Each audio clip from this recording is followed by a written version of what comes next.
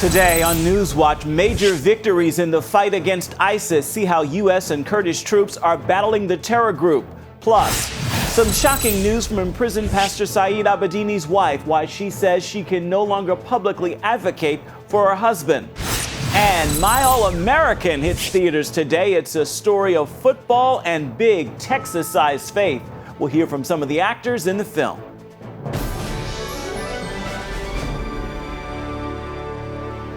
Thanks so much for joining us for CBN NewsWatch. I'm Ephraim Graham. Several victories on the front lines against ISIS today. Iraqi Kurdish fighters have disrupted a key supply line and entered the town of Sinjar, last captured by ISIS on a major rampage in 2014. The Pentagon is also reporting a U.S. drone strike in Syria has taken out Jihadi John, one of the world's most wanted terrorists. Heather Sells has the latest. In Sinjar, Kurdish militia known as Peshmerga are celebrating. This morning they entered the strategic town and raised the Kurdish flag.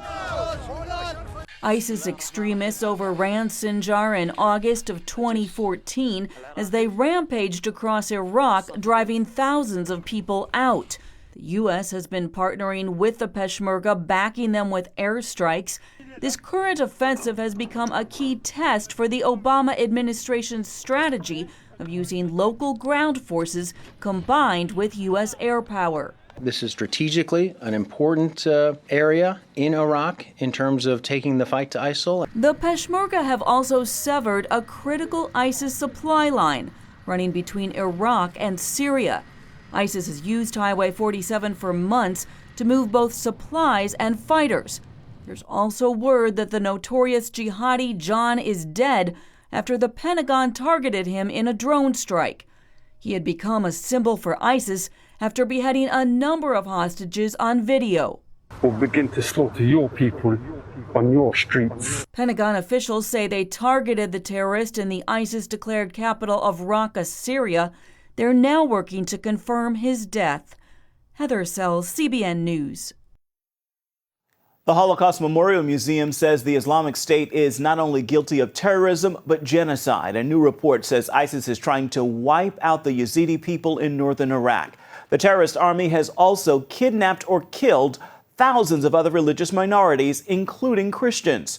The report also examines the plight of hundreds of thousands of Yazidis, Christians, and others who are living in displacement camps after fleeing ISIS in 2014. We've seen that the region has been essentially entirely cleansed of its religious and ethnic minorities.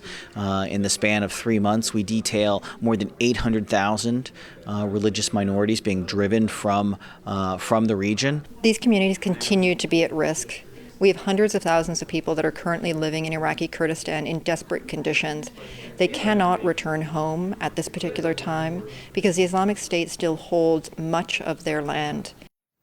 The report says the Islamic State is the first terrorist organization to commit genocide, and the huge number of displaced people are in critical need of humanitarian aid as winter sets in.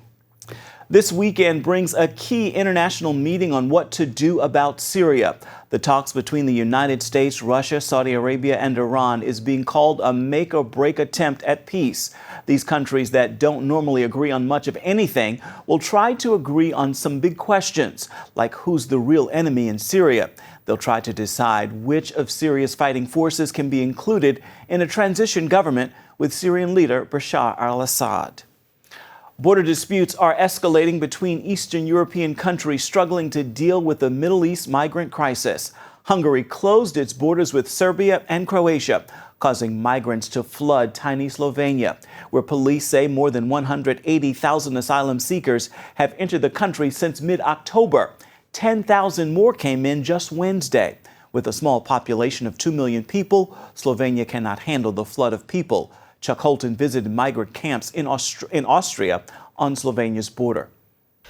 The civil war in Syria has created upwards of 3 million refugees, and Austria is finding itself at the center of the ongoing crisis as many make their way into Europe seeking asylum. I recently visited the Treiskirchen Refugee Center just south of Vienna. I was surprised to find that the majority of the refugees, however, weren't from Syria. All the refugees I met were from either Afghanistan or Africa, and there were very few women, at least that I could see. Most were young men who are waiting to be told if they'll be allowed to stay in Austria. 2 hours south, near the town of Spielfeld, I visited the refugee processing facility where the refugees enter Austria from Slovenia. Here were more women and children, and most were actually from Syria. So I'm just leaving the checkpoint between Austria and Slovenia, and they've been moving the refugees out of here on buses. As soon as they get here, they send them to the German border, bus them through Austria. And Germany has had a problem with that because they call it human trafficking, which I guess in a sense it is. But when you have a country here in Austria of 8 million people and Germany of 80 million people, Austria feels like Germany should have the lion's share of the burden when it comes to that. But right now there aren't any refugees left. They left just a moment ago, the last of them from this checkpoint.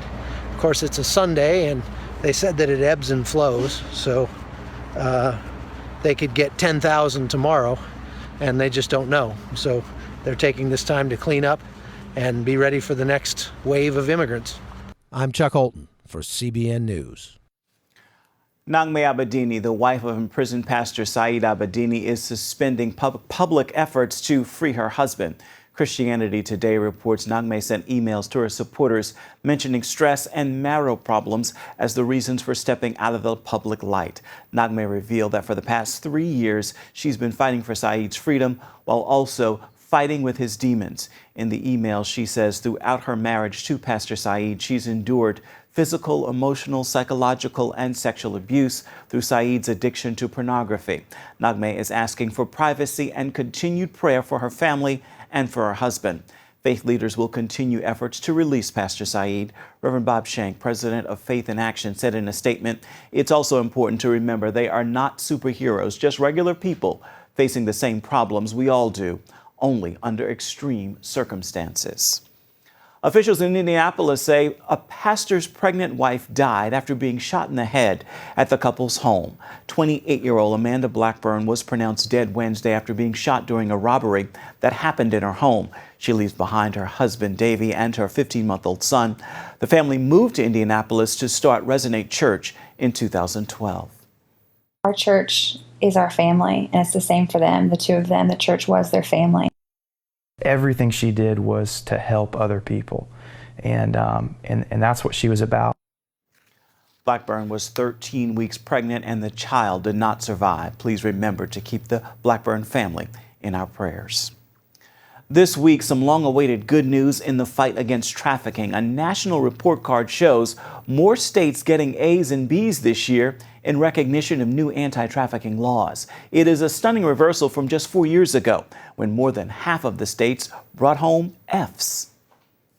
Shared Hope International began grading states on their anti-trafficking laws in 2011. Simply put, the states bombed, with failing grades going to more than half. In just 4 years, state lawmakers have responded, passing laws that impose heavy penalties on both traffickers and buyers. This year, Shared Hope gave half the states A's and B's, and not one state failed. A lot of that is due to grassroots activities. Public awareness has increased significantly over the years. Two bright spots include North Dakota and Montana. In recent years, the booming oil industry brought in more than 100,000 workers to the Bakken region, and crime spiked in both states. That led Shared Hope to fail North Dakota and Montana back in 2011.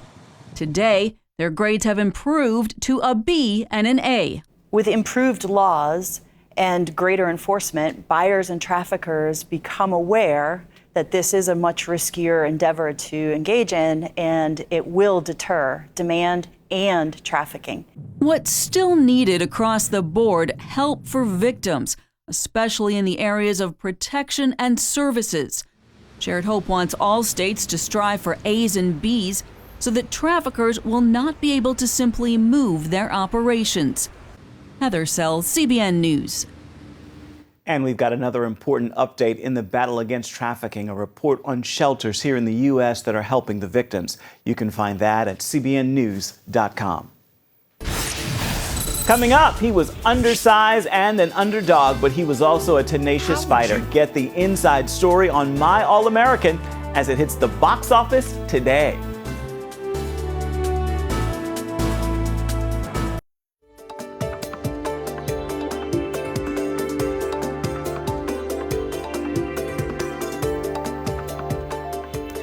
Hollywood is on a roll with inspirational stories of faith, and two major stories are opening in theaters today. There's The 33, which tells the miracle story of 33 miners trapped underground for 69 days.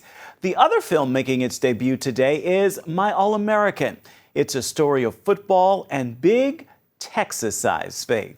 It's 28, Steinmark again with another interception. Freddie Steinmark is a legend in Texas football, and his life plays out a compelling story on screen. Actor Finn Whitrock brings the role to life. How would you describe Freddie? He's a short guy. I think Freddie was the embodiment of tenacity. You know, he was someone who never gave up. I mean, hope never quits is kind of that's his mentality. That he maintained hope and he maintained positivity in the darkest and most challenging things that a human being can face. And I think the way he attacked football was the way he attacked life. Steinmark dreamed of playing football, but it almost didn't happen. That is, until Texas Longhorn coach Darryl Royals stepped in. Watched film on you again this morning. You run like you got a school of minnows in your pants. Thanks. I'm thinking about you playing some safety, maybe returning punts. You want me to play here for you? Son, I'm offering you a scholarship to attend the University of Texas and play football. How can I be more plain?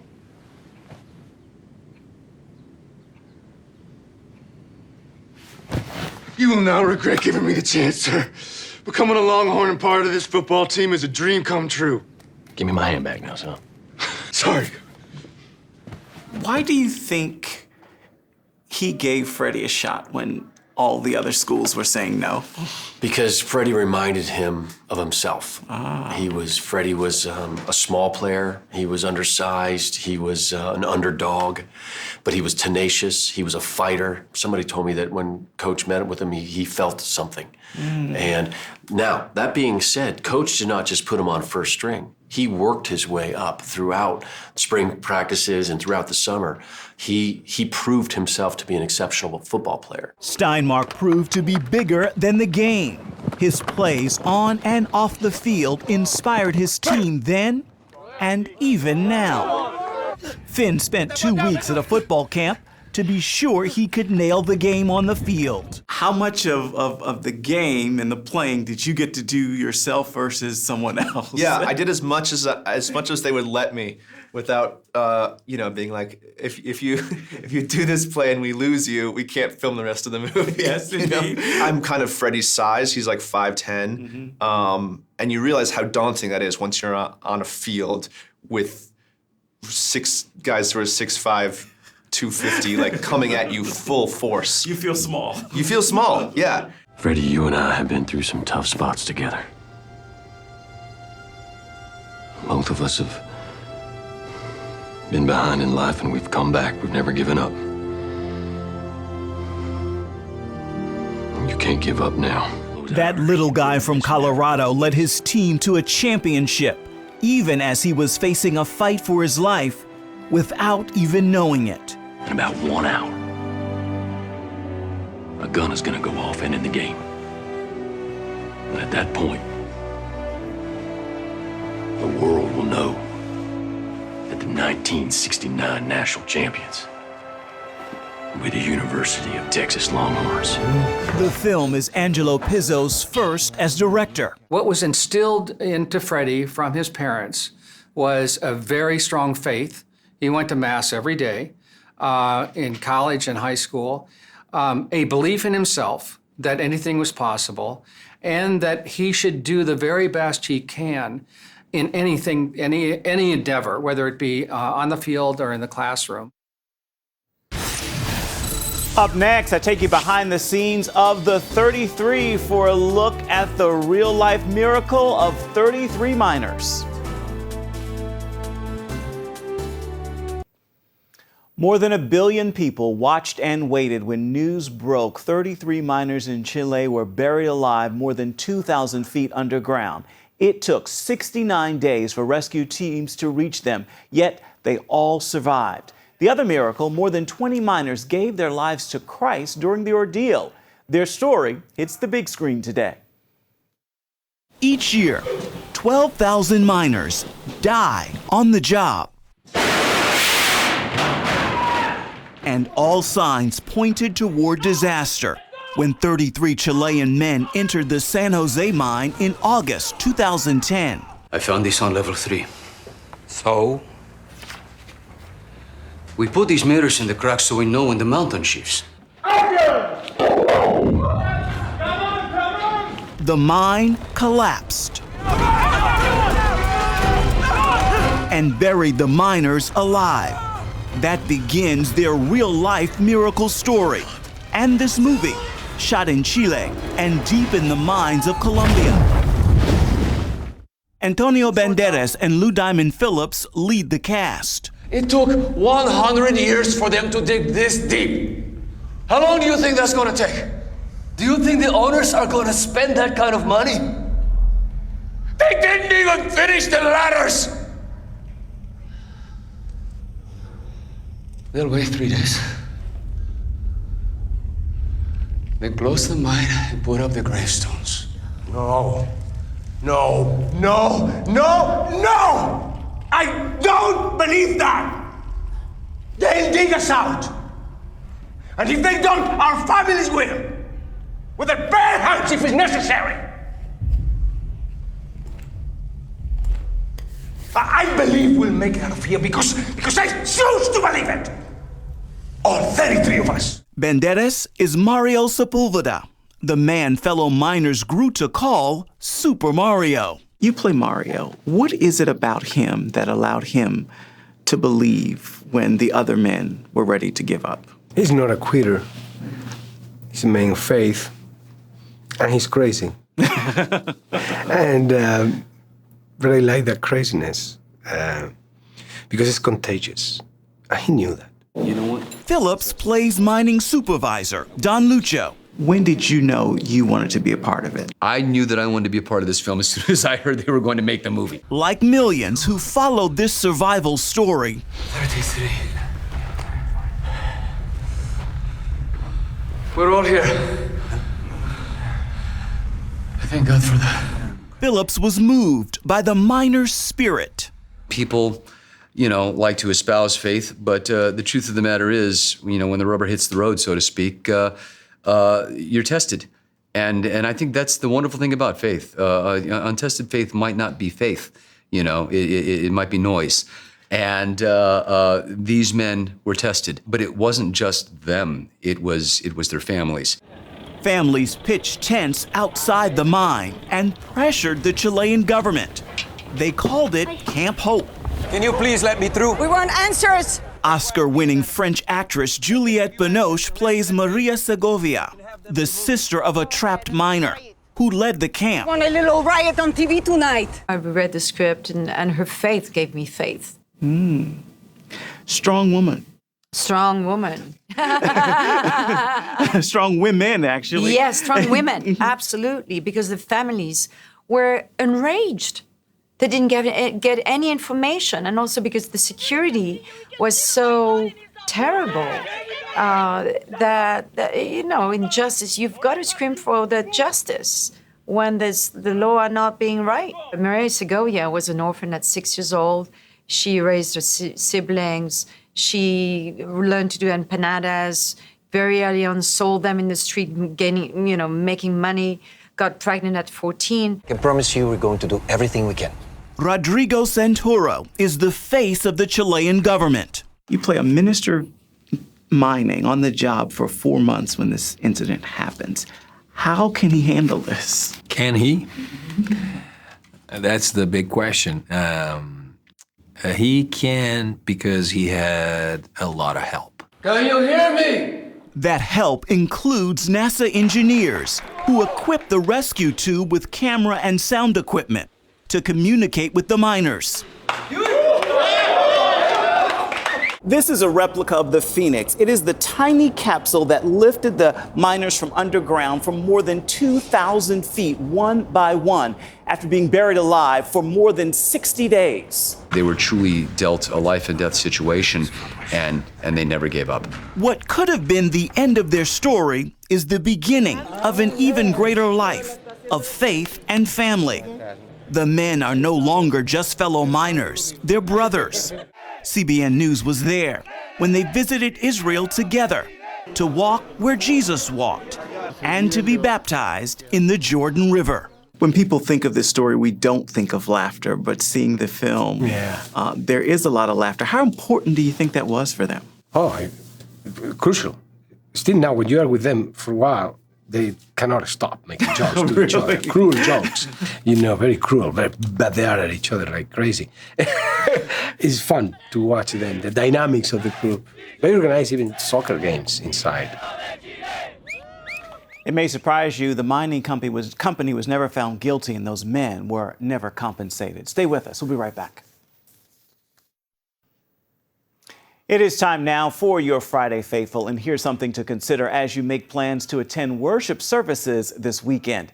Being in a crowd around the things of God can never replace being alone in the presence of God. He wants your company, and He is longing to be alone with you. So long before and after those Sunday services, be sure you're making time to be in His presence intimately, and that will help you to make this a fabulous Friday. That is going to do it for this edition of CBN NewsWatch. Remember, you can find more of our exclusive coverage of the issues you care most about at cbnnews.com. We would love to hear what you think about the stories you've seen here today. You can do that online as well, and hope you will join us right here next time. We will see you on Monday. Have a wonderful weekend, everybody.